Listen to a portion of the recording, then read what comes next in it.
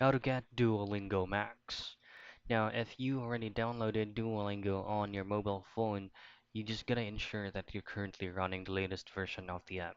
Just simply head directly to your Google Play Store and then just search for Duolingo, like so. And in here, you should be able to know if your Duolingo needs an updating because the update button is gonna be visible there.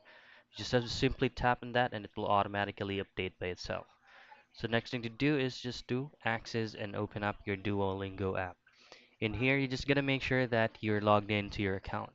Now, for you to have access with the Duolingo Max, you should have or choose on this feature, which is gonna be the dumbbell icon. So in here, this is actually the specific language that is currently showing on my end because this is set to Philippines.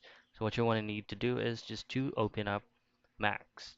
Then in here, this field is going to be showing you what are the inclusions of Duolingo Max, and then just simply tap on the specific amount, and then tap it again and again, and then for the last time, you will be linked or you will be redirected to the payment method. Just simply choose on your preferred payment method, and you're good to go.